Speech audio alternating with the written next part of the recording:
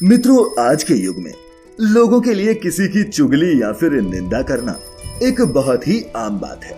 खासकर कि महिलाएं जो बिना ये सोचे समझे कि इस निंदा का उस व्यक्ति के जीवन पर क्या असर पड़ेगा, बातों को दूसरों तक पहुंचाने लगती हैं।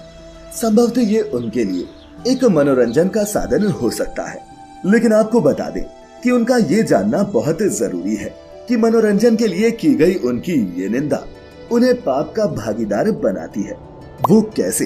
तो चलिए आपको इससे जुड़ी एक प्रचलित कथा सुनाते हैं, जिसे सुनने के बाद आप भी चुगली करने से पहले एक बार जरूर सोचेंगे। नमस्कार और स्वागत है आप सभी का द डिवाइन टेल्स पर एक बार से। एक बड़ा ही दानी और भला राजा हुआ करता था। एक दिन उसने नगर में खुले आसमान के नीचे बहुत बड़े भोज का आयोजन किया। उसमें उसने नगर के सभी लोगों को आमंत्रण दिया। हजारों की तादाद में ब्राह्मणों ने भी अपनी उपस्थिति दी। इस भोज में सबसे पहले ब्राह्मणों के भोजन की व्यवस्था की गई।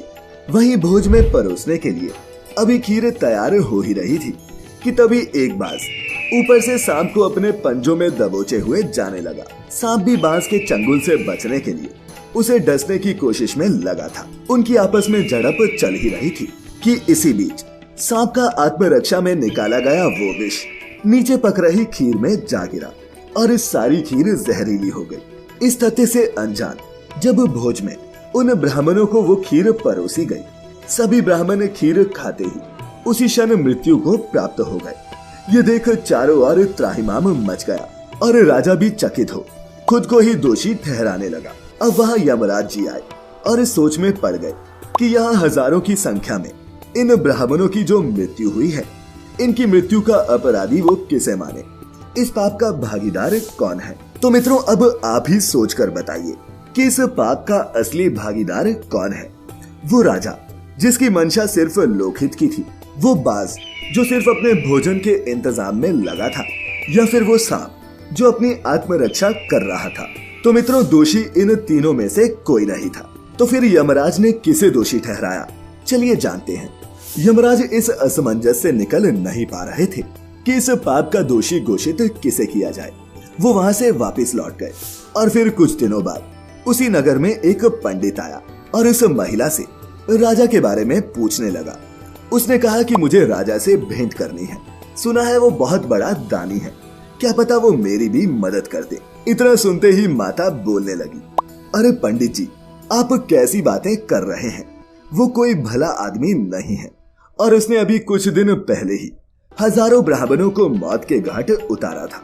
महिला की इन बातों को यमराज ने सुना और वो उसी क्षण अपनी सवारी पर सवार होकर उस महिला के पास पहुंच गए और उससे कहने लगे, उन ब्राह्मणों की हत्या की दोषी तुम हो और तुम्हारे नरक जाने का समय अब आ गया है। महिला घबराते हुए कहने लगी, लेकिन यमराज, इसमें मेरा क्या दोष है। यमराज बोले, तुमने उन ब्राह्मणों की हत्या का दोषी उस राजा को कैसे ठहरा दिया। तुमने एक निरपराध को अपराधी ठहराया है और तुम दंड के योग्य हो। और इसके बाद यमराज उस महिला को अपने साथ लेकर नरक की ओर चल दिए। तो मित्रों, हम उम्मीद करते हैं कि आपको भी इस कथा के माध्यम से ये अंदाजा लग गया होगा कि आपकी की गई निंदा या फिर चुगली किसी दूसरे के जीवन पर असर डाल सकती है। इसीलिए आपको शास्त्रों में कही एक बहुत ही सरल सी बात याद रखनी चाहिए कि जो भी व्यक्ति दूसरों के दोषों को देखता है, वो कभी भी स्वयं गुणी नहीं बन पाता। इसीलिए जीवन में सदैव भगवान के गुणों और अपने दोषों पर ही ध्यान दें, तभी आप इस निंदनीय पाप से बच सकते हैं।